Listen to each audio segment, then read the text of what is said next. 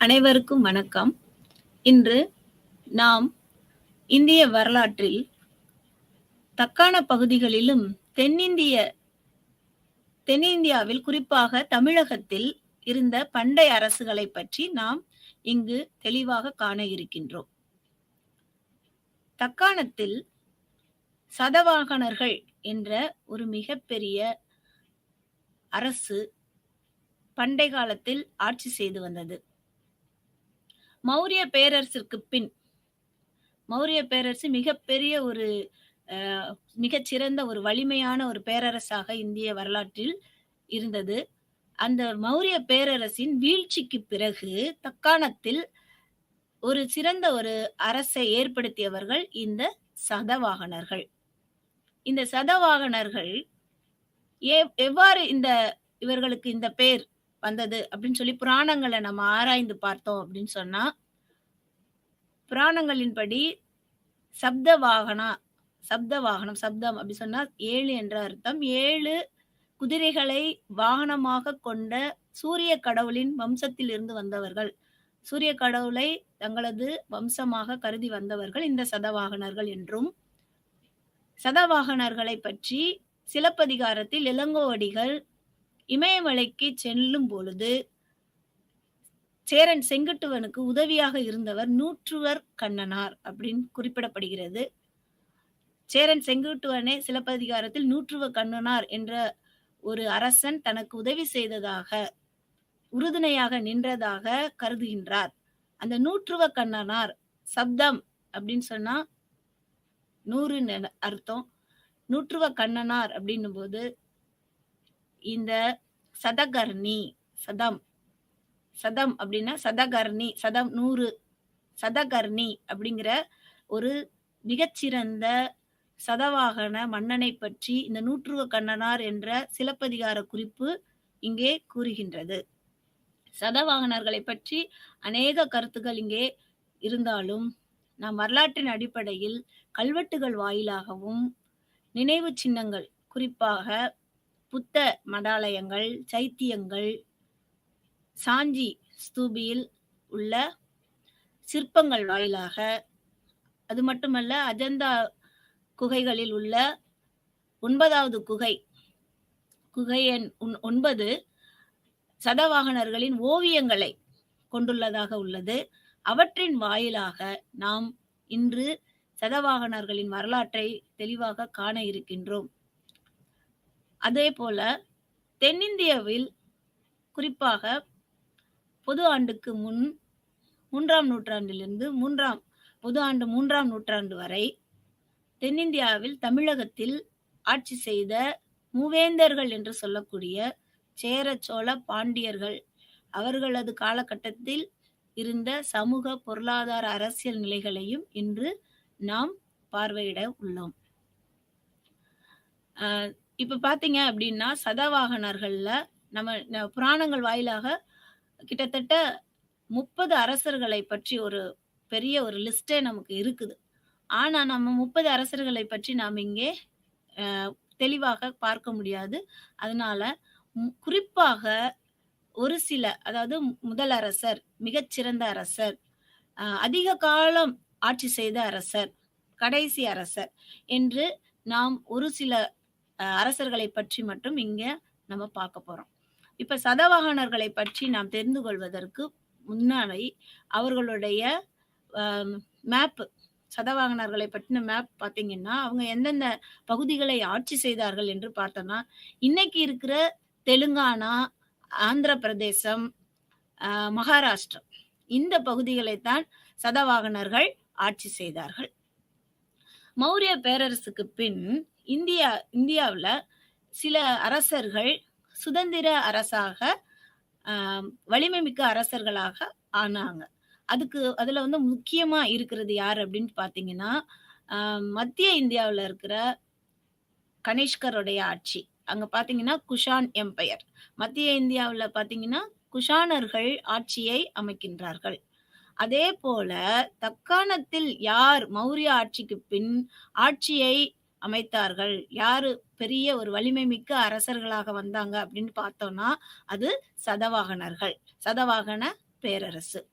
சதவாகனர்களுடைய பேரரசுல நம்ம இங்க பார்க்கும்போது, அதே சமகாலகத்துல தான் தென்னிந்தியாவுல, குறிப்பாக தமிழகத்துல சேர, சோழ, பாண்டியர்கள் ஆட்சி செய்திருக்கிறாங்க.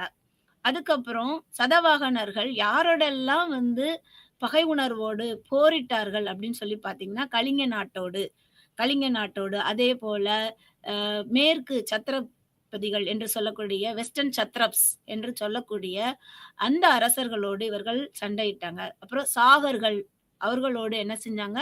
சண்டையிட்டார்கள். ஸோ இதை எல்லாமே நம்ம கல்வெட்டு வாயிலாகவும், எந்த அரசர்கள் யாரோடு சண்டையிட்டாங்க? இந்த சதவாகனர்களில் மிகச்சிறந்த அரசன் யார்? முதல் அரசன் யார்? கடைசி அரசன் யார்?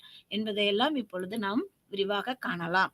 சான்றுகள் அப்படின்னு சொல்லும்போது, ஏற்கனவே நான் சொன்ன மாதிரி, புராணங்கள் அடிப்படையில் சதவாகனர்களின் வரலாற்றை நாம் தெரிந்து கொள்ளலாம். நிறைய புராணங்கள் இந்த சதவாகனர்களுடைய வரலாற்றை எடுத்துக் கூறுகின்றது. அதற்கு பின்பாக கல்வெட்டுகள், அநேக கல்வெட்டுகள் சதவாகனர்களுடைய வரலாற்றை குறிப்பிடுகின்றது. நாணயங்கள் வாயிலாகவும் சதவாகனர்களுடைய வரலாற்றை நாம் தெரிந்து கொள்ளலாம்.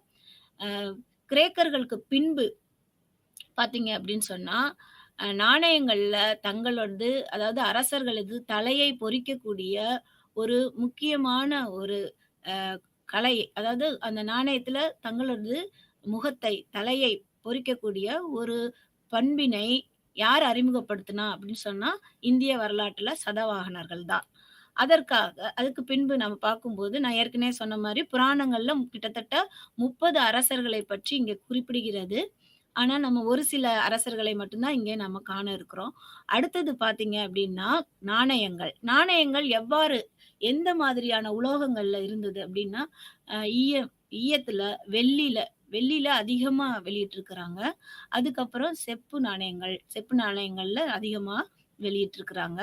இந்த நாணயங்கள்ல அதுவும் குறிப்பா இன்னைக்கு லண்டன் மியூசியத்துல இருக்கக்கூடிய சதவாகன நாணயம், இந்த 1ஆம் பொது ஆண்டுக்கு முன் 1ஆம் நூற்றாண்டைச் சேர்ந்த ஒரு நாணயம் அங்கே காட்சிப்படுத்தப்பட்டுள்ளது.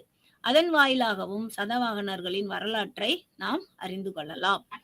அதற்கு பின்பாக கல்வெட்டுகள் என்று எடுத்துக்கொண்டோமானால், குறிப்பாக முக்கியமான ஒரு கல்வெட்டு அப்படின்னு சொன்னோம்னா, இந்த நானாகட் கல்வெட்டு. இந்த கல்வெட்டு அப்படிங்கிறது யாரை பற்றி சொல்கிறது அப்படின்னா, ராணி நயனிகா.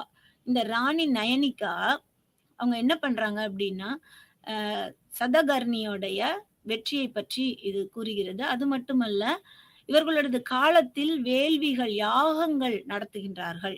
அசுவமேத யாகம், ராஜசூய யாகம் இவற்றையெல்லாம் நடத்துற அந்த பாங்கு, அந்த கலாச்சாரம் அவர்களிடம் இருந்தது என்பதை இந்த கல்வெட்டுகள் வாயிலாக நாம் தெரிந்து கொள்கிறோம்.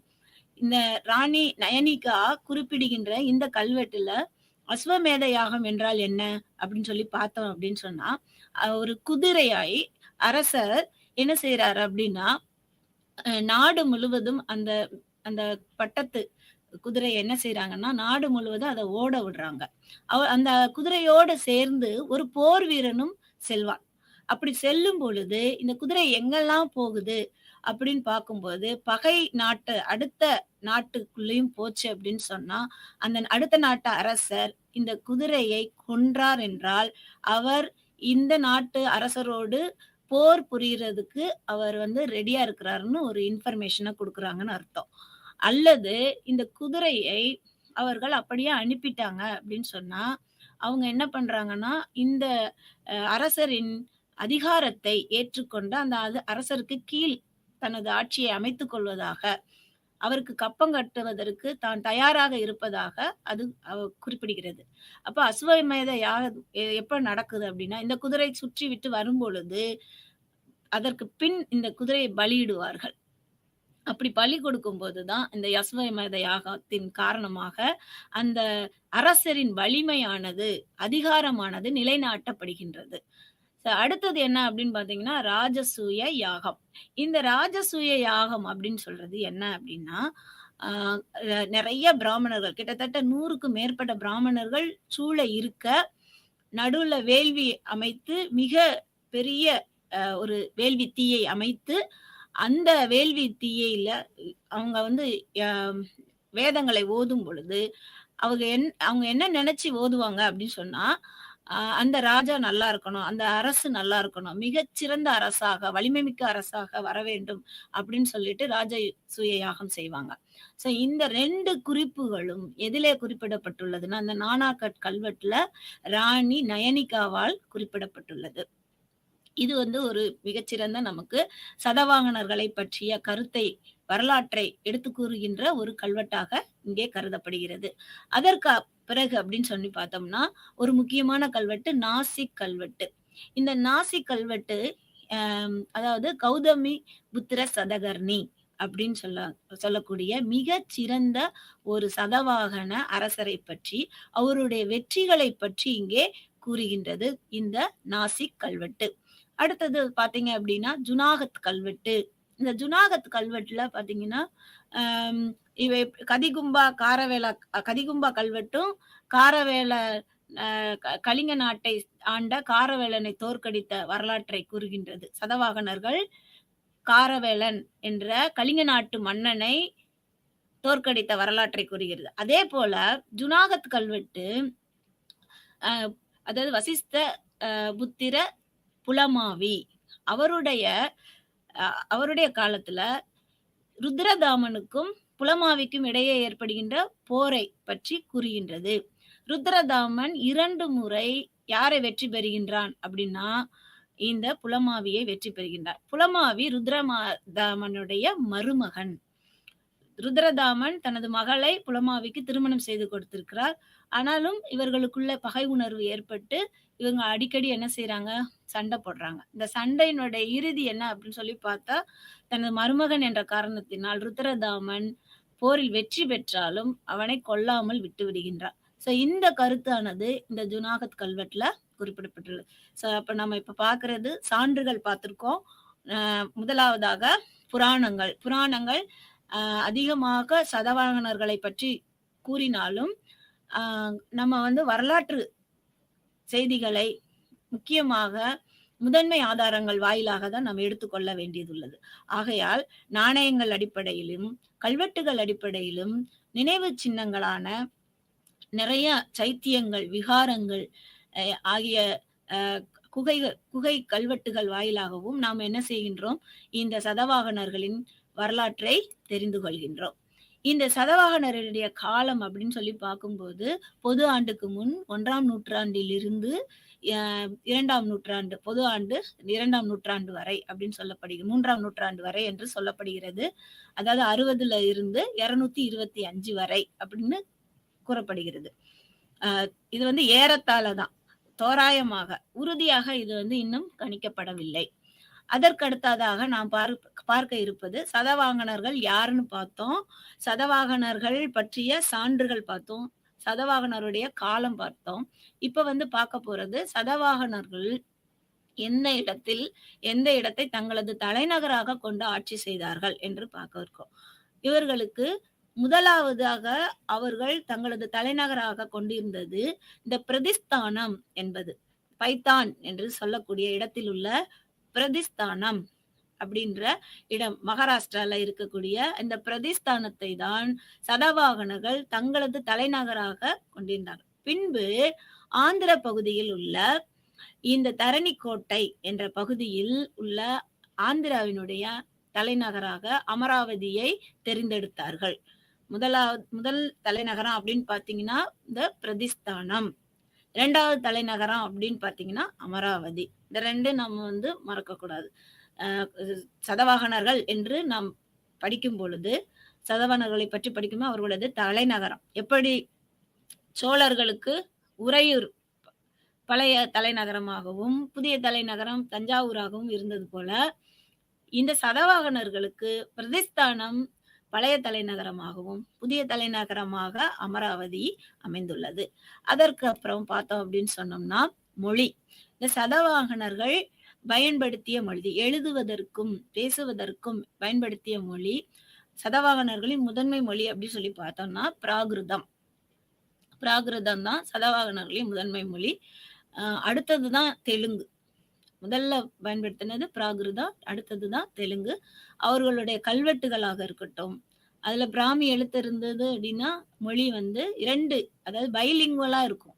எல்லாமே வந்து 2 மொழிகளை சார்ந்ததாக இருந்தது. தெலுங்கு, பிராகிருதம், சமஸ்கிருதம், தெலுங்கு, தமிழ், தெலுங்கு அந்த மாதிரி என்னது 2மே சேர்ந்து அதாவது தமிழ் பகுதிகளை தென்னிந்திய பகுதியில் ஒட்டிய அந்த பகுதிகளில் சிறிய தமிழ் கலப்பு அங்கே காணப்பட்ட கல்வெட்டுகளும் அங்க நமக்கு கிடைத்திருக்கிறது.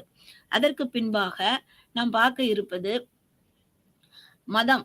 இந்த சதவாகனர்களுடைய மதம் இந்து மதமாக இருந்தாலும் புத்த மதத்தை மௌரியர்களுக்கு பின் கனிஷ்கரை போல இங்கே அங்க கனிஷ்கருடைய சமகாலத்தவராக இருக்கக்கூடிய இங்க சதவாகனர்கள் புத்த மதத்தை அளவுக்கு அதிகமாக வளர்ச்சி பெற செய்கின்றார்கள். இவர்களுடைய காலத்தில் புத்த மதம் வளர்ச்சி பெறுகின்றது. தக்கான பகுதிகளில் அநேக இடங்களில் புத்த மடாலயங்கள், அதாவது சைத்தியங்கள், விகாரங்கள். சைத்தியங்கள் என்றால் புத்த துறவிகள் வழிபடுகின்ற ஸ்தலம், வழிபாட்டு ஸ்தலம் சைத்தியங்கள். விகாரங்கள் என்றால் புத்த துறவிகள் தங்கி இருக்கக்கூடிய வாழ்விடங்கள், ரெசிடென்சியல் பிளேஸ் அப்படின்னு சொல்லுவோம், ரெஸ்ட் ஹவுஸ் அப்படின்னு சொல்லுவோம். அந்த மாதிரி விகாரங்கள் அதையும் இவங்க வந்து நிறைய கட்டியிருக்கிறாங்க. கார்லேல இருக்கக்கூடிய மிகச்சிறந்த ஒரு சைத்தியம் அப்படின்னு சொன்னோம்னா பூனால இருக்கக்கூடிய கார்லேல, பூனா பக்கத்துல இருக்கக்கூடிய கார்லேல இருக்கக்கூடிய இந்த சைத்தியம் சதவாகனர்களால் கட்டப்பட்டது. கார்லே சைத்தியம் சதவாகனர்களால் கட்டப்பட்டது. அப்ப புத்த மதத்துக்கு இவங்க நிறைய செஞ்சிருக்காங்க. அதே போல அமராவதி எடுத்துக்கிட்டோம் அப்படின்னு சொன்னா அமராவதியில புத்த ஸ்தூபிகள் அதிகமாக உருவாக்கப்பட்டன. சதவாகனர்கள் காலத்தில் மார்பிள் கற்களை கொண்டு புத்த ஸ்தூபிகள் உருவாக்கப்பட்டன. அதே போல நாகார்ஜுனா கொண்டா அப்படின்னு சொல்லக்கூடிய, எப்படி நாலந்தா பல்கலைக்கழகம் இருந்ததோ தட்சசீலம் இருந்ததோ அதே போல சதவாகனர்கள் காலத்தில் நாகார்ஜுனா கொண்டா என்ற ஒரு மிக மலைப்பகுதியானது ஒரு புத்த பல்கலைக்கழகமாக இருந்தது. இது ஒரு மிகச்சிறந்த ஒரு நாகார்ஜுனா கொண்டால இருக்கக்கூடிய அங்க இருக்கக்கூடிய நினைவு சின்னங்கள் இன்றைக்கும் புத்தரை பற்றிய ஜாதக கதைகளோடு தொடர்புடையதாக இருக்கின்றது. அங்க இருக்கக்கூடிய சிற்பங்கள், அமராவதியில் உள்ள சிற்பங்கள், அதே போல சாஞ்சியில இருக்கக்கூடிய 4 தோரண வாயில்கள்.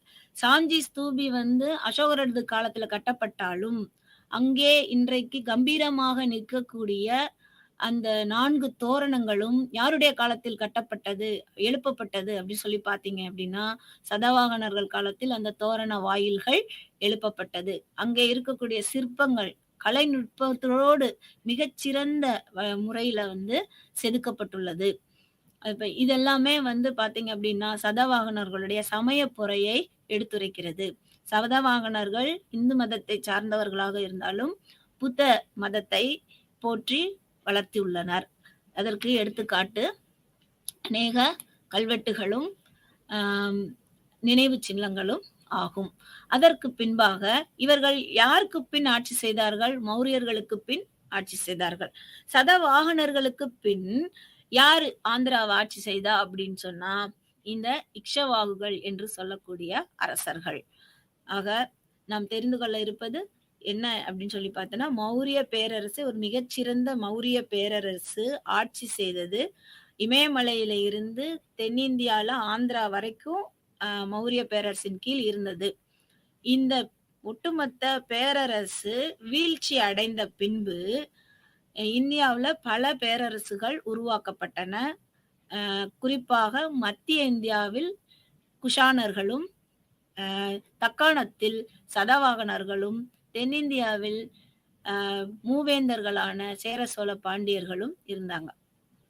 ஸோ இங்கிட்டு வந்து சாகர்கள், இங்கிட்டு கலிங்கா, அடுத்தது பார்த்தீங்க அப்படின்னா மேற்கு சத்ரப்கள் என்று சொல்லக்கூடிய வெஸ்டர்ன் சத்ரப்ஸ் அவர்கள் ஆட்சி செய்கிறாங்க.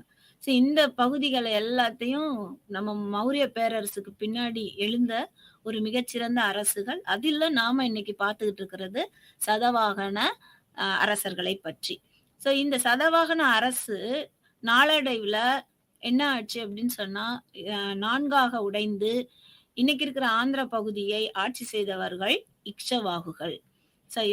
இது வந்து நம்ம முக்கியமா தெரிந்து கொள்ள வேண்டிய ஒரு விஷயம். அடுத்தது என்ன அப்படின்னு சொல்லி பார்த்தோம் அப்படின்னு சொன்னா, இந்த சதவாகனர்களுடைய அ பிரதேசம் ஆந்திர பிரதேசம் ஆகும். முக்கியமா நம்ம பார்க்கிறது இந்த 1ஆம் நூற்றாண்டு, அதாவது பொது ஆண்டுக்கு முன் 1ஆம் நூற்றாண்டில் இருந்து சதவாகனர்களுடைய ஆட்சி காலம் தொடங்குகிறது. அவர்கள் பிரதானமாக தெரிந்து கொண்ட பிரதேசம் ஆந்திர பிரதேசம். அவர்கள் ஆட்சி செய்வதற்கு முதன்மையாக தெரிந்து கொண்ட பிரதேசம் ஆந்திர பிரதேசம். தக்காணத்துல ஆந்திர பிரதேசத்தை மையமாக கொண்டு அவர்கள் ஆட்சி செய்துள்ளார்கள். இந்த சதவாகனர்களை எவ்வாறு அழைக்கின்றார்கள் அப்படி சொல்லி பார்த்தீங்கன்னா, சதகர்ணிகள் என்றும், ஆந்திரர்கள் என்றும். சதவாகனர்கள் எவ்வாறு அழைக்கப்படுகின்றார்கள்? சதகர்ணிகள் என்றும், ஆந்திரர்கள் என்றும் அழைக்கப்படுகிறார். ஏன்னா, பெரும்பாலான அரசர்களினுடைய பேர் வந்து சதகர்ணி அப்படின்னு சொல்லலாம். நான் ஏற்கனவே சொன்ன மாதிரி சதகர்ணி அப்படின்னு சொன்னா, நூற்றுவர் கண்ணனார் அப்படி சொன்னேன். 100 கண்களை உடையவன் அப்படின்னு சொல்லி இளங்கோவடிகள் சிலப்பதிகாரத்துல குறிப்பிட்டுள்ளார் அப்படின்னு சொல்லி சொன்னேன். அதேதான் சதகர்ணிகள் என்றும், அதே போல ஆந்திரர்கள் என்றும். ஆந்திர பிரதேசத்தில் இருக்கக்கூடியவர்கள் ஆந்திரர்கள். அப்ப ஆந்திரர்கள், சதவாகனர்கள், சதகர்ணிகள் என்ற குறிப்பு எல்லாமே இந்த பெயர்கள் எல்லாமே வாகனர்களை சேரும். அடுத்ததாக நாம் பார்க்க இருப்பது இந்த சதவாகனர்கள் காலத்தில் இப்ப நாம் பார்க்கிறோம் ஆந்திர பிரதேசம்னு பார்த்தோம். இதுல 2 முக்கியமான பகுதி அப்படின்னு சொல்லி பார்த்தோம்னா, அமராவதியை தான் அவங்க என்ன செய்றாங்க? தலைநகரமாக கொண்டுள்ளார்கள். அதே மாதிரி நாகார்ஜுனா கொண்டா. இந்த 2 மிகப்பெரிய நகரங்கள் தான் சதவாகனர்களுடைய ஒரு முக்கிய வாணிப ஸ்தலமாகவும் இருந்தது. அதே சமயம் ஒரு மைய பகுதியாகவும் இருந்தது. அவர்களால் போற்றி பாதுகாக்கப்பட்ட ஒரு பகுதிகளாக இந்த நாகார்ஜுன கொண்டாவும் அமராவதியும் இருந்தது. அதற்கு பின் நம்ம பார்க்க இருப்பது அப்படின்னு சொல்லி பார்த்தோம்னா அரசர்கள். இந்த அரசர்கள் வரிசையில நம்ம முதலாவதாக பார்க்க இருக்கும் அரசர் யார் அப்படின்னு பார்த்தா, இந்த சதவாகன அரசை தோற்றுவித்தவர் யார் அப்படின்ற கேள்விக்கு விடை வந்து சிமுகா. இந்த சிமுகா என்பவர் தான் முதல் சதவாகன அரசர். தக்காணத்தில் சதவாகன அரசை தோற்றுவித்தவர் யார் அப்படின்னா சிமுகா. இந்த சிமுகா என்ன செய்யறாரு அப்படின்னு சொன்னா, மௌரிய பேரரசுகிட்ட இருந்து இந்த தக்காண பகுதிகளில் இவர் தனது ஆட்சியை நிலைநாட்டுகிறார். சதவாகனர்களின் ஆட்சியை நிலைநாட்டுகிறார்.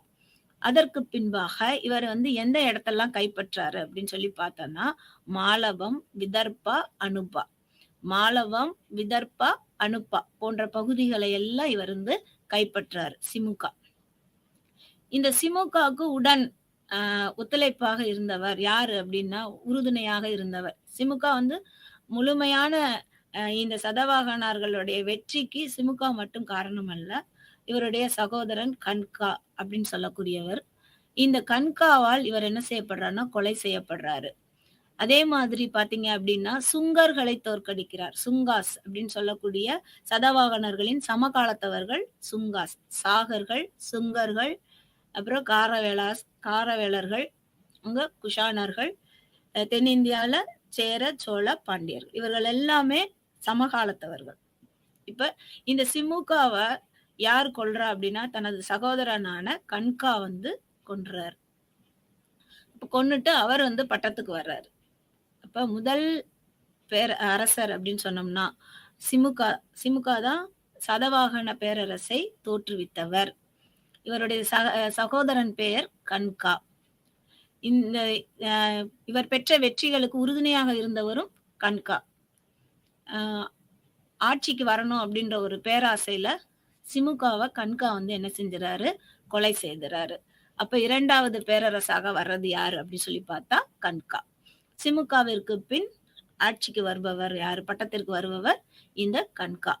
இவர் என்ன பண்றாரு அப்படின்னு சொன்னா, அவர் சிமுகா தோற்றுவித்த இந்த சதவாகன அரசை விரிவுபடுத்துகிறார். எங்கு வரைக்கும் அப்படின்னு சொல்லி பார்த்தா, மகாராஷ்டிரால இருந்தவங்க எங்க வரைக்கும் வராங்கன்னா தென்னிந்தியா வரைக்கும், அதாவது குறிப்பா ஆந்திரா வரைக்கும் என்ன செய்யறாங்க? இவர்களது பேரரசை விரிவுபடுத்துகிறார்கள். கன்கா வந்து சிமுகா சதவாகன பேரரசை தோற்றுவிக்கிறார். கன்கா சிமுகாவ கொன்றுறாரு. கன்கா சிமுகாவினுடைய சகோதரன் கொன்றுறாரு. பட்டத்திற்கு வர்றாரு. வந்தது மட்டும் இல்ல, அவர் என்ன செய்றாருன்னா, தோற்றுவித்த அந்த அரசை, சதவாகன அரசை விரிவுபடுத்துகிறார். அப்படி விரிவுபடுத்தும் பொழுது, அவருடைய புகழ் மேன்மேலும் என்ன செய்யுது, சதவாகனர்களுடைய புகழ் இந்தியா முழுக்க பரவுது. அப்படி பரவும்போது தான், அ சேர, சோழ, பாண்டியர்கள் எல்லாருக்கும் சதவாகனர்களுடைய வலிமை தெரிய வருகிறது. அடுத்ததாக அப்படி சொல்லி பார்த்தோம்னா, முதலாம் சதகர்ணி. இவர் யார் அப்படின்னா, நம்ம சிமுகாவுடைய மகன். சிமுகாவின் மகன் தான் முதலாம் சதகர்ணி. இந்த முதலாம் சதகர்ணி தனது தந்தையை கொன்ற கன்காவை கொன்றுவிட்டு பட்டத்திற்கு வருகிறார். இது உங்களுக்கே தெரியும். வாரிசுரிமை போர் அதுதான். யாரு பழி வாங்குற ரிவெஞ்ச் வார் அப்படின்னு சொல்றது. இது வரலாற்றுல நம்ம பார்க்குற ஒரு விஷயம் தான். அதேதான் சதவாகனர்கள் காலத்திலயும் நடக்குது. அப்ப சிமுகாவ கொன்ன கன்காவ என்ன செய்றாரு, தனது சித்தப்பாவ கொன்னுட்டு இவர் என்ன செய்றாரு, பட்டத்துக்கு வர்றாரு முதலாம் சதகர்ணி. இந்த முதலாம் சதகர்ணி எப்படி அழைக்கப்படுகின்றார் அப்படின்னா, தட்சிணாபதம் அப்படின்னு சொல்லக்கூடிய அந்த இடத்தினுடைய தலைவனாக, பிரபுவாக கருதப்படுகின்றார். அப்ப இது உங்களுக்கு தெரிய வேண்டியது முக்கியமான 30 அரசர்கள்ல புராணங்கள் சொன்னேன். சதவாகனர்களை பற்றி குறிப்பாக 30 ராஜாக்களை பற்றி அது குறிப்பிடுகிறது. ஆனாலும் நாம் ஒரு சில அரசர்களை மட்டும் நான் பார்க்கிறோம்னு சொன்னேன். அதுல முதல்ல சதவாகன வம்சத்தை தோற்றுவித்தவர் யார் அப்படின்னு சொல்லி பார்த்தா இந்த சிமுகா. 2வதாக அப்படின்னு பார்த்தோம்னா கன்கா. கன்கா சிமுகாவை கொன்றுவிட்டு பட்டத்திற்கு வருகிறார். சதவாகன பேரரசை விரிவுபடுத்துகிறார். 3வதாக நாம் பார்க்க இருப்பது யார் அப்படின்னு சொன்னோம்னா இந்த முதலாம் சதகர்ணி. இந்த முதலாம் சதகர்ணி சிமுகாவின் மகன். அவர் என்ன செய்யறாருன்னா, கன்காவை தோற்கடித்து மீண்டும் பட்டத்திற்கு வருகின்றார். அவர் பட்டத்திற்கு வர்றார். பட்டத்துக்கு வந்தது மட்டும் அல்ல, அந்த தட்சிணாபதம் அப்படின்னு சொல்லக்கூடிய ஒட்டுமொத்த இடத்திற்கும் இவர் அதாவது தக்காணம், தட்சிணாபதம், தக்காணம், இந்த ஒட்டுமொத்த இடத்திற்கும் ஒரு அதிகாரி, தலைவன், பிரபுவாக கருதப்படுகின்றவன் இந்த முதலாம் சதகர்ணி. அதற்கு பின்பாக நாம் பார்க்க இருக்கிறது 2ஆம் சதகர்ணி. இந்த 2ஆம் சதகர்ணியோட ஆட்சி எப்படிப்பட்டதாக இருந்தது என்றால், இவருடைய ஆட்சியில ஒரு நீண்ட கால ஒரு சாதவாகன ஆட்சியை செய்தவர் அப்படின்னு சொன்னா, சாதவாகனர்களே மிக நீண்ட, அதாவது ஒரு பெரிய ஒரு நிறைய வருஷங்கள் ஆட்சி செய்தவர் அப்படின்னு சொல்லி பார்த்தோம்னா இந்த 2ஆம் சதகர்ணி. 2ஆம் சதகர்ணி ஒரு நீண்ட கால ஆட்சியை செய்தவர். தக்காணத்துல சதவாகன அரசர்களில் மிக நீண்ட ஆட்சியை செய்தவர் யார் அப்படின்னு சொல்லி பார்த்தோம்னா இந்த 2ஆம் சதகர்ணி. இவர் தான் என்ன செய்யறாரு அப்படின்னா, காரவேலன், கலிங்க நாட்டு காரவேலனை தோற்கடிக்கிறார். தோற்கடித்தது அவரோடு நட்புறவும் கொண்டிருக்கிறார். இங்க அதுதான் நம்ம சாகர்களை தோற்கடிக்கிறாங்க. சாகர்களோடு திருமண உறவு வைத்துக் கொள்ள, எப்படி பல்லவா சாளுக்கியாக்கு இடையில ஒரு தொடர்ச்சியான போர் இருந்ததோ அதே போலதான் இங்கேயும் என்னன்னா, கலிங்க நாட்டுக்கும் சதவாகனர்களுக்கும் போர், சாகர்களுக்கும் சதவாகனர்களுக்கும் போர் தொடர்ச்சியாக இருந்து கொண்டேதான் இருந்தது. ஆனாலும் இறுதியில் அது ஒரு நட்புறவாக முடிந்தது. சோ இங்க அது நம்ம பார்க்க வேண்டிய ஒரு விஷயம். சரி, காரவேலா கதிகும்பா கல்வெட்டு நமக்கு கூறுகின்றது என்ன அப்படின்னு சொன்னா, சதவாகனர்கள் கலிங்க நாட்டை சேர்ந்த காரவேலனை தோற்கடித்ததாக இங்கே கூறப்படுகிறது. அதிலும் குறிப்பா 2ஆம் சதகர்ணி இவர் யார் தோற்கடிச்சாருன்னா இந்த காரவேலனை தோற்கடித்தார். அடுத்ததாக பார்க்க இருக்கிறது கௌதம புத்திர சதகர்ணி. இந்த கௌதமி புத்திர அப்படின்னு சொல்லுவாங்க. கௌதம புத்திரன்னு சொல்லுவோம் நம்ம, கௌதமி புத்திர. என்ன இந்த பேருக்கு பின் ஒரு மிகச்சிறந்த ஒரு அம்சம் இருக்கிறது. என்ன அப்படின்னா, இந்த சதவாகனர்கள் மட்டும்தான் தங்களது தாயின் பெயரை தங்களது பட்டப்பெயரோடு இணைத்து கொண்டார்கள். தன் தாய்க்கு செலுத்துகின்ற மரியாதை, தந்தை வழி சமூகத்தில் தன் தாயை பெருமைப்படுத்துகின்ற வகையில், தன் தாய்க்கு ஒரு அங்கீகாரத்தை கொடுக்கும் வகையில் தனது பேரில் தந்தையின் பெயரை தான் சேர்த்துக்குவாங்க. குறிப்பா ஈரோப்பியன்ஸ் எல்லாம் பாத்தீங்கன்னா எல்லாருமே தங்களுக்கு பின்னாடி அவங்க அப்பாவோட பேர் இருக்கும், அவங்க வம்சத்தினுடைய பேர் இருக்கும். ஆனா இந்த சதவாகனர்கள் தங்களது பேரோடு யாருடைய பெயரை இணைத்துக் கொள்றாங்க, தங்கள் தாயின் அடையாளத்தை குறிப்பிடும் வகையில், தனது தாய்க்கு பெருமை சேர்க்கும் வகையில், தனது தாயின் பெயரை தங்களது புனைப்பெயர்களோடு, பட்டப்பெயர்களோடு சேர்த்துக் கொள்கிறார்கள். அப்படிதான் அவங்க அம்மா பேர் கௌதமி பாலஸ்ரீ. இந்த கௌதமி புத்திர சதகர்ணியினுடைய தாயின் பெயர் கௌதமி பாலஸ்ரீ. கௌதமி கௌதமி என்ற ஒரு தனது தாயின் பெயரை தன் பெயரோடு இணைத்துக் கொண்டு கௌதமியின் புத்திரனான சதகர்ணி அப்படின்ற ஒரு அடையாளத்தை அவங்க கொடுக்குறாங்க. ஸோ அப்படி கொடுக்கும்போது ஒரு இங்க என்னதுன்னா பெண்களுக்கான உரிமைகள் அங்கே நிலைநாட்டப்படுகிறது. பெண்களுக்கான சுதந்திரம் அங்கே நிலைநாட்டப்பட்டுள்ளது என்பது வெளிப்படையாகவே இங்கே தெரிய வருகிறது. கௌதமி புத்திர சதகர்ணி. இவர் தான் பாத்தீங்கன்னா இப்போ சதவாகன அரசர்களை எடுத்துக்கொண்டோம்னா இப்ப நான் சொன்ன மாதிரி முதலாம் அரசர் யாரு? சிமுகா. இரண்டாம் அரசர் கன்கா. மூன்றாம் அரசர் முதலாம் சதகர்ணி. இப்ப மிகச்சிறந்த அரசர் அப்படின்னு சொல்லி பார்த்தோம் அப்படின்னு சொன்னா அது யாரு அப்படின்னா கௌதமி புத்திர சதகர்ணி. ஒரு மிகச்சிறந்த ஒரு அரசர், ஒரு நீண்ட கால ஆட்சியை செய்தவர் இரண்டாம் சதகர்ணி. சோ அந்த மாதிரி நம்ம பார்க்கும்போது ஒரு மிகச்சிறந்த ஆட்சியை செய்தவர் தான் இந்த கௌதமி புத்திர சதகர்ணி. இவர் இவருடைய ஆட்சி காலத்துல என்ன நடக்குது அப்படின்னா சாகர்கள், யவனர்கள், அடுத்து பகலவர்கள். பகலவர்கள் யவனர்கள்லாம் யார் அப்படின்னு சொல்லி பார்த்தோம் அப்படின்னா உங்களுக்கு சாகர்கள் தெரியும். சதவாகனர்கள் வரைபடத்தை நம்ம பார்க்கும்போது மேப் பார்க்கும்போது அவர்களுடைய அந்த குஜராத் பகுதியில இருந்தவங்க தான் அந்த சாகர்கள். ருத்ரதாமன் அப்படின்னு சொன்னேன். அந்த ருத்ரதாமன் அந்த சாக அரசர் இல்லையா? சோ அந்த அதாவது மகாராஷ்டிரத்துக்கு கொஞ்சம் மேல இருக்கக்கூடிய பகுதியை ஆட்சி செய்தவர்களும் அந்த சாகர்கள். யார் இந்த யவனர்கள் அப்படி சொல்லி பாத்தீங்கன்னா இந்தோ கிரேக்கர்களை எவ்வாறு அழைத்தார்கள் அப்படின்னு சொன்னா யவனர்கள் என்று அழைத்தார்கள். யவனர்களுக்கும் இந்த கௌதமிபுத்திர சதகர்ணிக்கும் இடையே போர் நடந்து அவர்களை தோற்கடித்து அவர்களோடு வாணிப உறவும் வைத்துக் கொண்டிருக்காங்க. ஸோ அந்த மாதிரியான ஒரு விஷயம் கௌதமிபுத்திர சதகர்ணி காலத்துல நடந்திருக்கு. அதே போல பகலவர்கள் யாரு அப்படின்னு சொன்னா இந்தோ பார்த்தீனியர்கள் அப்படின்னு சொல்லி சொல்றாங்க. பகலவர்கள் யாருன்னா இந்தோ பார்த்தீனியர்கள். இப்ப யவனர்கள் அப்படின்னு சொன்னா இந்தோ கிரேக்கர்கள், பகலவர்கள் அப்படின்னு சொல்லி பாத்தீங்கன்னா இந்தோ பார்த்தீனியர்கள். சோ இவர்கள் எல்லாத்தையும் தோற்கடித்தது யார் அப்படின்னு சொல்லி பார்த்தா நம்ம கௌதமி புத்திர சதகர்ணி. இவருடைய காலத்துல இன்னொரு முக்கியமான விஷயம் என்ன அப்படின்னா அநேக வெள்ளி நாணயங்களை அச்சிட்டு வெளியிட்டவர் இந்த கௌதமி புத்திர சதகர்ணி.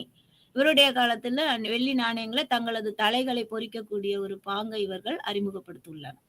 அப்ப அநேக நாணயங்கள்ல, வெள்ளி நாணயங்கள்ல இவருடைய தலை அவருடைய தலை பொறிக்கப்பட்டுள்ளது. அரசர்களின் தலை. அதுல பிராகிருத்து, தெலுங்கு எழுத்து, இதுல பிராமி எழுத்துல பிராமியில பிராகிருத மொழியில என்ன எழுதப்பட்டிருக்கு? ஒரு எழுத்து வடிவம் கிடைத்துள்ளது நமக்கு. அதுக்கு அதே மாதிரி பாத்தீங்க அப்படின்னு சொன்னா நாசி கல்வெட்டு, நான் ஏற்கனவே சொல்ல மாதிரி நாசி கல்வெட்டு கௌதமி பாலஸ்ரீ என்பவரால் என்ன செய்யறாங்க, அவங்க அம்மா தனது மகனுடைய சாதனைகளை அந்த கல்வெட்டுல குறிப்பிட்டுள்ளார். அவங்க தங்களோட மகனுடைய அத்தனை சாதனைகளையும் கௌதமி பாலஸ்ரீ என்ன செஞ்சிருக்கிறாங்கன்னா அந்த கல்வெட்டின் வாயிலாக பொதுமக்களுக்கும் பின்னால் வரக்கூடிய சந்ததிகளுக்கு வெளிப்படுத்தக்கூடிய வகையில அவரது சாதனைகளை பொறித்துள்ளார். ஸோ இது ரொம்ப முக்கியமான ஒரு விஷயம். அடுத்தது பாத்தீங்கன்னா தெரிந்து கொள்ள வேண்டியது என்னன்னா இந்த இரண்டாம் புலமாவி. இந்த இரண்டாம் புலமாவி யாரு அப்படின்னா இந்த கௌதமி புத்திர சதகர்ணியினுடைய மகன் இரண்டாம் புலமாவி. இவனுக்கு இன்னொரு பேர் என்ன அப்படின்னா, இந்த அரசருக்கு இன்னொரு பேர் என்ன அப்படின்னா வசிஸ்தி புத்திர ஸ்ரீ புலமாவி. வசிஸ்தி புத்திர ஸ்ரீ. எப்படி நம்ம கௌதமி புத்திர, அதே மாதிரி வசிஸ்தி அப்படின்னும் போது அப்ப இவர் என்ன பண்ணியிருக்கிறாரு, தனது பெயரோடு தன் தாயின் பெயரையும் இணைத்துள்ளார். வசிஸ்தி புத்திர ஸ்ரீ. இப்ப கௌதமி புத்திர சதகர்ணி. அந்த மாதிரி என்ன செய்யறாரு, இவருமே வசிஸ்தி புத்திர ஸ்ரீ புலமாவி. அப்ப அவங்க அம்மா பேர் நமக்கு ஆட்டோமேட்டிக்காவே தெரிஞ்சிருது. எப்படி வசிஸ்தி அப்படின்றது நமக்கு தெரிய வருகிறது. சோ இந்த புலமாவி தான் யாருடைய மருமகன் அப்படின்னு சொன்னா, நான் ஏற்கனவே சொன்ன மாதிரி அந்த ருத்ரதாமன் இந்த ருத்ரதாமனுடைய மகளை திருமணம் செய்து கொண்டவர் இந்த புலமாவி. யாரு? வசிஸ்தி ஸ்ரீ புலமாவி. இவர் என்ன அப்படின்னா கர்நாடகா பெல்லாரி வரைக்கும் இந்த சதவாகன பேரரசை விரிவுபடுத்துகிறார். இரண்டாம் புலமாவி என்ன செய்யறாருன்னா சதவாகன பேரரசை கர்நாடகாவில் உள்ள பெல்லாரி வரைக்கும் அந்த பேரரசை விரிவுபடுத்துகிறார். அதற்கு பின்பாக இவர் எடுத்துக்கிட்டோம் அப்படின்னா நான் சொன்ன மாதிரி ஜுனாகத் கல்வெட்டு இந்த ருத்ரதாமனால் எழுதப்பட்டது. அதில் ருத்ரதாமன் குறிப்பிட்டுள்ள செய்தி 2 முறை புலமாவியை தோற்கடித்ததாகவும் அந்த 2 முறையிலும் அவரை மன்னித்து உயிரோடு விட்டதாகவும் என்ன செய்யறாரு அதுல குறிப்பிட்டுள்ளார். இப்ப இரண்டாம் புலமாவியை பற்றி தெரிந்து கொள்ளக்கூடிய ஒரு கல்வெட்டு என்ன அப்படின்னு சொல்லி பார்த்தோம்னா இந்த ஜுனாகத் கல்வெட்டு. நம்ம இப்ப இது வரைக்கும் நம்ம பார்த்த அரசர்களுடைய பட்டியல் என்ன அப்படின்னு சொன்னோம்னா சிமுகா, கன்கா, முதலாம் சதகர்ணி, இரண்டாம் சதகர்ணி, கௌதமி புத்திர சதகர்ணி, இரண்டாம் புலமாவி. அதற்கு பின்பாக நாம் பார்க்க இருப்பது கடைசி அரசர் யார் அப்படின்னா 4ஆம் புலமாவி. இதுவரைக்கும் ஒரு அரசியல் நிலையை, அதாவது தக்காணத்தில் பொது ஆண்டுக்கு முன் 1ஆம் நூற்றாண்டில் இருந்து 3ஆம் நூற்றாண்டு, பொது ஆண்டு 3ஆம் நூற்றாண்டு வரை உள்ள காலகட்டத்தில் தக்காணத்தில் ஒரு மிகச்சிறந்த அரசர்கள் இருந்தார்கள். அவர் யார் அப்படின்னா சதவாகனர்கள். சதவாகனர்களுடைய மிகச்சிறந்த ஒரு குறிப்பிடத்தக்க வரலாற்றில் புகழ்பெற்ற ஒரு அரசர்களை பற்றி நாம் இங்கே பார்த்தோம். அதுக்கு பின்பாக நம்ம பார்க்க இருப்பது அன்னைக்கு இருந்த அரசர்கள் எதற்கு ரொம்ப முக்கியத்துவம் கொடுத்தாங்க. அந்த சதவாகனர்கள் தங்களுடைய காலத்துல கட்டிடக்கலை வளர்ச்சிக்கு ஒரு பெரும் அரும்பணி ஆற்றியுள்ளார்கள். இந்திய கட்டிடக்கலை அப்படின்னு சொல்லி பார்க்கும் பொழுது சதவாகனர்களுடைய பங்கு கொஞ்சம் குறிப்பிடத்தக்கதாக இருந்தது. எப்படி மௌரியர்களுடைய ஆட்சியில மிகச்சிறந்த கட்டிடங்கள், அதாவது சாரநாத் ஸ்தம்பாவா இருக்கட்டும், சாஞ்சி ஸ்தூபியா இருக்கட்டும், இது எல்லாமே மௌரியர்களுடைய அடையாளங்களாக இருப்பது போல சதவாகனர்களுடைய அடையாளங்களும் கட்டிடங்களாக இங்கே காட்சிப்படுத்தப்படுகிறது. இந்தியாவில் பல இடங்களில் தொல்லியல் துறையால் பாதுகாக்கப்பட்டு வருகின்றது. அது குறிப்பாக அமராவதியில் உள்ள ஸ்தூபி, அப்புறம் சாஞ்சியில் உள்ள ஸ்தூபில அந்த 4 தோரண வாயில்கள், அதிலே பொறிக்கப்பட்டுள்ள அந்த அமராவதியிலயும் இருக்கிற சரி, இதுலயும் பாத்தீங்கன்னா யக்ஷினி அப்படின்னு சொல்லக்கூடிய, யக்ஷினி அப்படின்னு பெண் உருவம், அதாவது பெண் பூத கணங்கள் ரொம்ப அழகா சித்தரிச்சிருப்பாங்க. அங்க அந்த சிற்பத்தினுடைய மிகச்சிறந்த ஒரு உருவாக்கம் அப்படின்னு சொல்லி பார்த்தோம் அப்படின்னா இந்த யக்ஷினி உருவங்கள், பூத கணங்கள் ரொம்ப அழகாக அங்க படைக்கப்பட்டுள்ளது. அதே மாதிரி புத்த ஜாதக கதைகளை அந்த வாயில் தோரணங்கள்ல கதைகளாக புத்தர் பிறப்பிலிருந்து அவர் துறவரம் மேற்கொண்டு அவர் என்லைட்டன்மெண்ட் அடைகிற வரைக்கும் உள்ள அவருடைய லைஃப் ஸ்டோரியாக என்ன செய்றாங்க, அவங்க எல்லா தூண்கள்லையும் சரி, பேனல்னு சொல்லுவாங்க இல்லையா, அந்த சிற்பங்கள் வரிசையாக தொடர் கதைகளாக அங்க பொறிக்கப்பட்டுள்ளது. இது எல்லாமே பாத்தீங்கன்னா கட்டிடக்கலையில மட்டும் இல்ல, சிற்பக்கலையிலும் சிறந்தவர்களாக இந்த சதவாகனர்கள் இருந்திருக்கிறாங்க.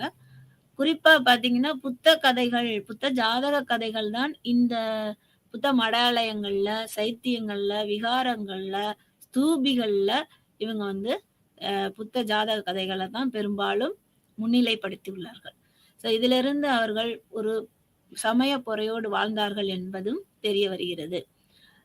அது மட்டும் கிடையாது, முந்தைய பேரரசுகள் வளர்த்த அந்த கட்டிடக்கலைக்கு இவர்கள் பாதுகாப்பும் அளித்துள்ளார்கள்.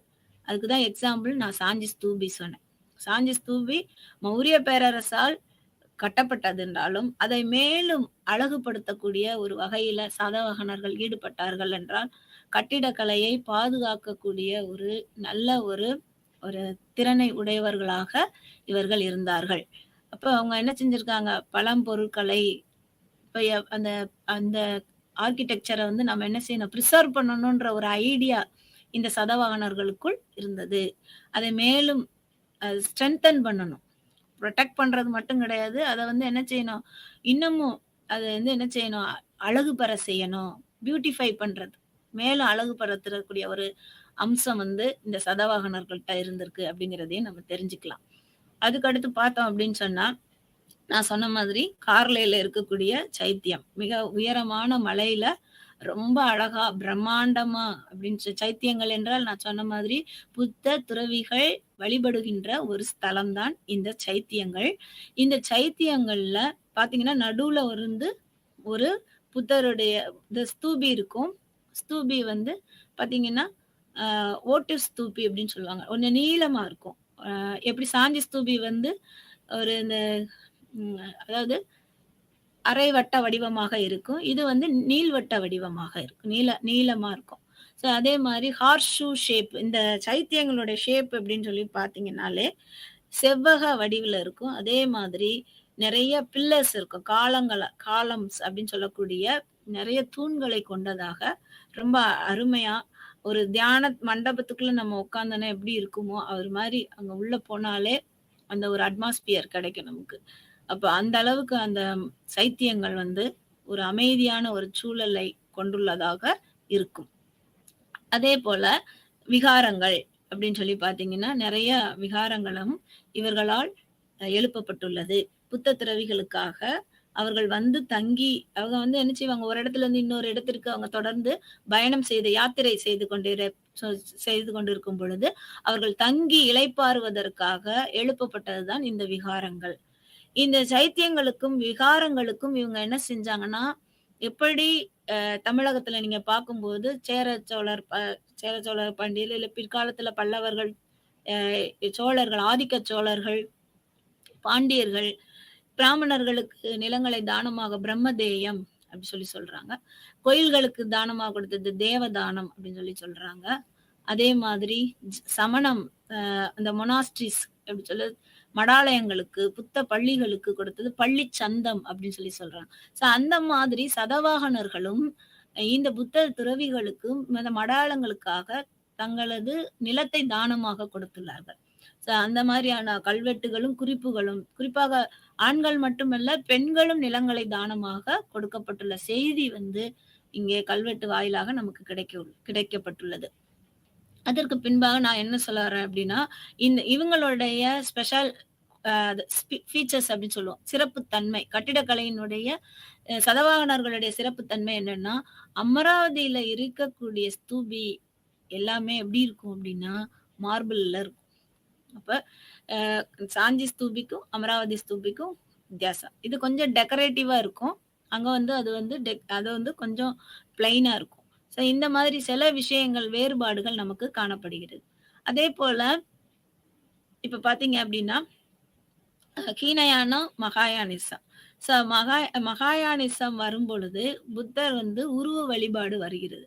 அப்ப மகாயான புத்த மதத்துல புத்த உருவ வழிபாடு வரும் பொழுது என்ன பண்றாங்க அப்படின்னா ஸ்தூபிகள்லையும் புத்தருடைய உருவத்தை அவங்க என்ன செய்யறாங்க, பொறிக்கிறாங்க. அப்படி பொறிக்கக்கூடிய ஒரு தன்மையும் இங்கே காணப்படுகிறது. இப்ப புத்தர் வந்து உருவ வழிபாடு வந்து இங்கே காணப்படுது. அதே போல பாத்தீங்க அப்படின்னா அஜந்தா குகை எண் 9ல வந்து அழகான ஓவியங்கள் புத்த ஜாதக கதைகளை மையமாக கொண்டு அங்க வரையப்பட்டுள்ளது. அது வந்து சதவாகனர்களுடைய காலத்தை சார்ந்தது. சதவாகனர்கள் இந்திய ஓவிய கலையை வளர்த்துள்ளார்கள், சிற்பக்கலையை வளர்த்துள்ளார்கள், கட்டிடக்கலையை வளர்த்துள்ளார்கள், போற்றி பாதுகாத்துள்ளார்கள். அதுதான் சதவாகனர்களுடைய மிகச்சிறந்த ஒரு கலாச்சார பண்பாடாக இருந்தது. அதற்கு பின்பு அப்படி சொல்லி பார்த்தோம் அப்படின்னா புத்த குகைகள் எங்கெல்லாம் புத்த குகைகள் நிறைய புத்த குகைகள் இருந்தது. இவர்களுடைய காலத்துல நிறைய புத்த குகைகள் இருந்தது. எங்க அப்படி சொல்லி பார்த்தோம்னா பூனால இருந்து மும்பை வரைக்கும் என்ன நெறைய புத்த குகைகள் இருந்தது. எங்கெல்லாம் வந்து புத்தருடைய சைத்தியங்கள், விகாரங்கள் இருந்தது அப்படி சொல்லி பார்த்தோம் அப்படி சொன்னா, செலார்வாடி, அடுத்து பிதேசா, பாஜா, கார்லே, அடுத்து அம்பிவேல், கோண்டனே. திரும்ப சொல்றேன். செலார்வாடி, பிதேசா, பாஜா, கார்லே, அம்பிவேல், கோண்டனே. ஸோ இந்த பகுதிகள்லாம் என்ன இருந்ததுன்னா, இந்த புத்த மடாலயங்கள், புத்த துறவிகள் தங்கி இருக்கக்கூடிய விகாரங்கள், புத்த துறவிகள் வழிபடக்கூடிய வழிபாட்டு ஸ்தலமான சைத்தியங்கள் இங்கே இருந்தது. அதற்கு பின்பாக நாம் பார்க்க இருப்பது என்ன அப்படி சொல்லி பார்த்தீங்கன்னா, நம்ம இப்ப வர்றது ஆட்சி முறை. இப்ப பாருங்க, இவங்களுடைய ஆட்சி முறை ஒரு எளிமையான ஒரு ஆட்சி முறை. மௌரிய பேரரசு அப்படின்னு சொல்லி பார்க்கும்பொழுது, ஒரு பிரம்மாண்டமான ஒரு ஆட்சி முறையா இருந்தது. மௌரிய பேரரசுக்கு பின்னாடி இந்த சதவாகனர்களுடைய ஆட்சி முறை எவ்வாறு இருந்தது அப்படி சொல்லி பார்த்தோம் அப்படின்னா, ஒரு எளிமையான ஒரு ஆட்சி முறையா இருந்தது. ஒரு சிம்பிளா சொன்னோம் அப்படின்னா, ஒரு நாட்ட அவங்க வந்து ஜனபதங்கள்னு சொல்றாங்க. ஒரு அந்த ஒட்டுமொத்த சதவாகனர்கள் ஆட்சி செய்த அந்த பகுதியை ஜனபதங்கள் அப்படின்னு சொல்லி சொல்றாங்க. அந்த ஜனபதத்தினுடைய தலைவன் யாருன்னா ராஜன். ராஜன்னா ராஜா, அரசர். அவர்தான் வந்து தலைவன். ஸோ அப்ப ஜனபதங்கள் அப்படின்றது இந்த ஒட்டுமொத்த நாட்டினை குறிக்கின்றது. ஜனபதங்களுக்கு அடுத்த கேட்டகரியா இருக்கக்கூடியது, அதாவது ஆட்சி முறையினுடைய அடுத்த வரிசையில் வருவது என்ன அப்படின்னு சொல்லி பார்த்தோம்னா, மாவட்டம்னு சொல்றோம் இல்லையா? டிஸ்ட்ரிக்ட்ஸ்ன்னு சொல்றோம். அந்த தான் அகாரங்கள். அகாரங்கள் அப்படின்னு சொல்லி சொல்றாங்க. அதுக்கு வந்து தலைவன் யார் அப்படின்னா அமர்த்தியாஸ் அப்படின்னு சொல்லி இங்கிலீஷ்ல சொல்றாங்க. அமர்த்தியர்கள் அப்படின்றாங்க. இப்ப உங்களுக்கு நான் திரும்ப சொல்றேன். ஜனபதங்கள், ஜனபதங்களின் தலைவன் ராஜன், ராஜா. கிங்கு தான் வந்து ஜனபதாவுடைய தலைவன். ஜனபதங்களை எத்தனையா பிரிக்கிறாங்க? எப்படி பிரிக்கிறாங்கன்னா, அகாரங்களாக பிரிக்கிறாங்க. அதாவது மாவட்டங்களாக பிரிக்கிறாங்க. இன்னைக்கு நம்ம சொல்றோம் அப்படின்னா, டிஸ்ட்ரிக்ட்ஸா பிரிச்சிருக்கோம் இல்லையா? ஸோ அந்த மாதிரி என்ன பண்றாங்க? இந்த ஜனபதங்களை அகாரங்களாக பிரிக்கின்றார்கள். அகாரங்களுடைய தலைவன் யார் அப்படின்னு சொல்லி கேட்டா, அமர்த்தியர்கள் அப்படின்னு சொல்லி சொல்றாங்க. இந்த அகாரம் மொத்தம் எத்தனை இருந்துச்சு அப்படின்னு சொன்னா, நான் பின்னாடி அதை குறிப்பிட்டிருக்கேன். 5 அகாரங்கள். 5 அகாரங்கள். அது என்னென்னலாம் நம்ம பார்க்க போறோம். எந்த இடத்த மையமா வச்சு ஒரு அகாரம் கொண்டு வருது. அதாவது ஒரு அகாரத்துக்கு ஒரு முக்கியமான ஸ்தலம், ஒரு முக்கியமான நகரம், தலைநகரமாக இருந்திருக்கு. அது என்ன பகுதி அப்படிங்கிறதையும் நம்ம பார்க்கலாம். அடுத்ததாக, அதாவது கடைசியா இருக்கக்கூடிய, அந்த கடைநிலையில இருக்கக்கூடிய, அடித்தளமாக இருக்கக்கூடிய ஒரு அமைப்பு என்னன்னா இந்த கிராமங்கள். இங்கே கிராமத்துல ஒரு ஆட்சி முறை இருந்திருக்கு. கிராமத்தை நிர்வகிப்பவர்கள் கிராமிணிகள் என்றும், இந்த கிராமிகர்கள் அப்படின்னு சொல்லி, கிராமிகாஸ் அப்படின்னு சொல்லி சொல்றாங்க. அப்ப இந்த அமைப்பு அடிப்படையில தான் ஆட்சி முறையாக நடைபெற்றது. அப்ப கிராமம் கிராமிகர்களுடைய கையில் இருந்து வரி வந்து எப்படி வசூலிக்கப்பட்டுள்ளது? கிராமிகர்கள் யாரிடம் ஒப்படைக்க வேண்டும் அப்படின்னா அமர்த்தியாக்கள் அரசனுக்கு அந்த வரியை வசூலித்து தர வேண்டும். ஸோ இதுதான் வந்து ப்ரொசீஜர். அந்த ஆர்டர், ஹையர் ஆர்டர். அதுக்கடுத்து பார்த்தீங்கன்னா அகாரங்கள். அகாரங்கள் அப்படின்னு சொல்லும்போது, இங்க நான் சொன்ன மாதிரி ஏற்கனவும் 5 அகாரங்கள். கோவர்த்தன அகாரம். இந்த கோவர்த்தன அகாரம் வந்து நாசிக் நகரத்தை மையமாக கொண்டுள்ளது. கோவர்த்தன அகாரம் அப்படின்னா மாவட்டம். அப்ப நம்ம பார்த்தோம், ராஜன் வந்து ஜனபதத்தை வந்து அவன் என்ன செய்யறான்? ஆட்சி செய்யறான். நாட்டை ஆட்சி செய்பவன் அரசன். இந்த அகாரங்களை ஆட்சி செய்யறவர் அமர்த்தியாக்கள் என்று சொன்னேன். அதே போல இங்க 5 அகாரங்கள் இருக்கு. 1 கோவர்த்தன அகாரம். இந்த கோவர்த்தன அகாரத்தை எந்த இடத்துல இருந்தது அப்படின்னு சொன்னா, நாசிக் என்று நாம் சொல்லக்கூடிய மத்திய, அப்படியே நம்ம இந்தியாவுல வந்து மைய பகுதியான அந்த நாசிக், அந்த நாசிக் பகுதியில இருக்கக்கூடியதா கோவர்த்தன அகாரம். தக்காணத்துல நாசிக் மைய பகுதியா இருக்கு. சோ அதுக்கடுத்து சோபரக அகாரம் அப்படின்னு சொல்றாங்க. சோபரக அகாரம் அப்படிங்கிறது மேற்கு கடற்கரை பகுதிகளில் இருக்கக்கூடியதான் சோபரக அகாரம். அப்ப நம்ம 2 பார்த்திருக்கோம். கோவர்த்தன அகாரம் நாசிக் பகுதி, அதுக்கடுத்து சோபரா அப்படி சொல்லுவாங்க, இல்லாட்டி சோபரக அகாரம். சோபராங்கிறது ஒரு பகுதி. சோபரக அகாரம் மேற்கு கடற்கரை பகுதியில இருக்கக்கூடிய அந்த மாவட்டம். அதற்கு பின்பாக மாமல்ல அகாரம். மாமல்ல அகாரம்னா நம்ம நரசிம்மவர்மனுடைய மாமல்லனுடைய மாமல்லபுரம் கிடையாது. இது வந்து மாமல்ல அகாரம் எங்கே இருக்கிறது அப்படி சொல்லி பார்த்தோம் அப்படின்னு சொன்னா, பூனா மற்றும் அந்த சதாரா பகுதிகள். பார்த்தீங்கன்னா, பூனால இருந்து சதாரா அந்த பகுதி எல்லாமே மாமல்ல அகாரம் என்று அழைக்கப்பட்டது. அதற்கு பின்பாக சதவாகினிகாரா அகாரம் பெல்லாரியில இருக்கு. நான் சொன்ன மாரி கர்நாடகால இருந்து பெல்லாரி வரைக்கும் புலமாவி வந்து எக்ஸ்டெண்ட் பண்ணான்னு சொன்னேன். அந்த பெல்லாரியில இருக்கக்கூடியது தான் இந்த சதவாகினிகார அகாரம். அதற்கு பின்பாக நாம் பார்க்க இருப்பது இந்த கபுரசார அகாரம் அது குஜராத்ல இருக்கு. இது எல்லாமே சதவாகனர்கள் காலத்தில் ஸ்தனபதங்களுக்கு கீழாக இருந்த அகாரங்கள். மறக்கக்கூடாது.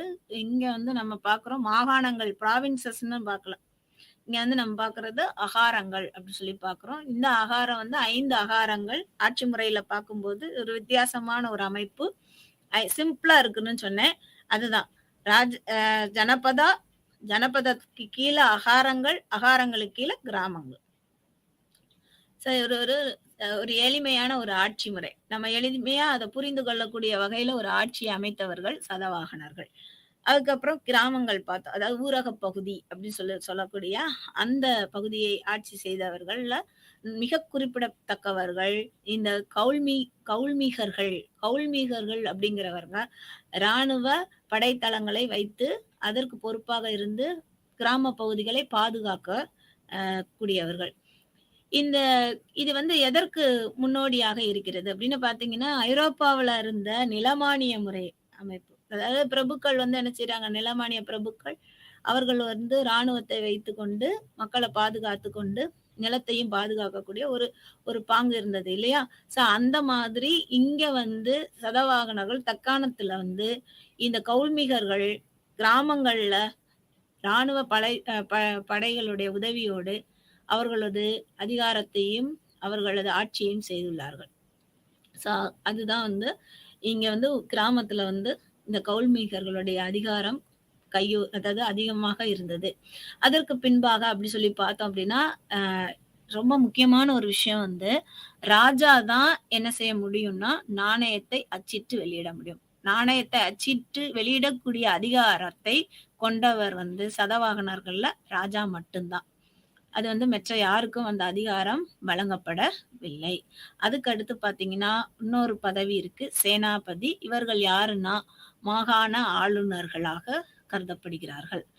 ஒரு மாகாணங்கள்ல ஆளுநராக இருந்தவங்க வந்து சேனாபதி. நம்ம இது வரைக்கும் பார்த்தது என்ன அப்படின்னு சொன்னா சதவாகனர்கள் பார்த்திருக்கோம். சதவாகனர்கள் எந்த பகுதியை ஆட்சி செய்திருக்கிறாங்க, ஆந்திர பகுதியை ஆட்சி செய்யறாங்க. தலைநகரம் அப்படின்னு சொன்னா பிரதிஸ்தானம் பழைய தலைநகரம், புதிய தலைநகரம் அமராவதி என்றும், அவர்களுடைய மொழி வந்து முதன்மையான மொழி பிராகிருதம் என்றும் தெலுங்கு என்றும், 2வது பிரதான மொழி தெலுங்கு. 2 மதங்கள் வந்து இவர்களுடைய காலத்தில் மிகச் சிறப்பாக போற்றி வளர்க்கப்பட்டது. ஒன்று இந்து மதம், அவர்களது மதம். 2வது வந்து புத்த மதத்தையும் இவர்கள் அருமையாக போற்றி பாதுகாத்து வந்தனர். அதே போல இவருடைய ஆட்சி காலத்துல பார்த்தா ஒரு குறிப்பிட்ட அரசர்கள் அப்படின்னு பார்த்தா சதவாகனருடைய ஆட்சியை தோற்றுவித்தவர் யார் அப்படின்னா சிமுகா தான் சதவாகனருடைய ஆட்சியை தோற்றுவித்தவர். அதற்கு பின்பாக கன்கா, சிமுகாவுடைய சகோதரன் ஆட்சிக்கு வருகிறார், சிமுகாவை கொன்றுவிட்டு. அதற்கு அவருடைய காலத்துல தென்னிந்தியா வரை சதவாகனர் பேரரசு வந்து விரிவடைகிறது. அதற்கு பின்பு நம்ம பார்த்தது அப்படின்னு சொன்னா இந்த முதலாம் சதகர்ணி சிமுகாவினுடைய மகன். அவர் என்ன செய்யறாரு, அவரும் வந்து தன்னுடைய ஆட்சியை நிலைநாட்டுறாரு. அவர் வந்து தட்சிணாபதம் அந்த தக்காணத்தினுடைய பிரபு என்று அழைக்கப்படுகிறார். அதற்கு பின்பாக வந்தவர் 2ஆம் சதகர்ணி. இந்த 2ஆம் சதகர்ணி அதிகமான நாட்கள் ஆட்சி செய்தவர். நீண்ட சதவாகனர்களின் ஆட்சியை செய்தவர் யார், நீண்ட கால உங்களுக்கு கேள்வி அப்படிதான் வரும். அப்படின்னா என்ன அப்படின்னா மற்ற தேர்வுகள்ல போட்டித் தேர்வுகள்ல எல்லாம் கேள்வி அதிகமா கேட்கறது சதவாகனரை பற்றி. அப்ப அதிகமாக நீண்ட கால ஆட்சி செய்த ஒரு சதவாகன மன்னன் யார் அப்படின்னா இந்த 2ஆம் சதகர்ணி. மிகச்சிறந்த சதவாகன மன்னன் அப்படின்னா கௌதமி புத்திர சதகர்ணி. அடுத்து புலமாவி. அப்புறம் ருத்ரதாமனோடு தொடர்புடையவர் ஜுனாகத் கல்வெட்டு குறிப்பிடுகின்ற சதவாகன மன்னன் அப்படிலாம் கேட்டாங்க அப்படின்னா, இந்த வசிஸ்தி புத்திர ஸ்ரீ சதக அ சதகர்ணி புலமாவி அப்படின்ற கூடிய அந்த 2ஆம் புலமாவி தான் யாரு அப்படின்னா, இந்த ருத்ரதாமனுடைய மருமகன். அப்படி கேள்வி அப்படிதான் வரும். அப்புறம் கடைசி அரசன் யாருன்னா 4ஆம் புலமாவி தான் என்னது நமக்கு அ க நமக்கு வந்து 4ஆம் புலமாவி வந்து கடைசி சதவாகன அரசர். அடுத்ததாக நம்ம பார்க்க இருக்கிறது அப்படின்னா, நான் ஏற்கனவே சொன்ன மாதிரி இந்த சதவாகனர்களுடைய மிகச்சிறந்த பண்பு என்னன்னா, நிலக்கொடை வழங்குறது பிராமணர்களுக்கு வழங்கியிருக்கிறாங்க.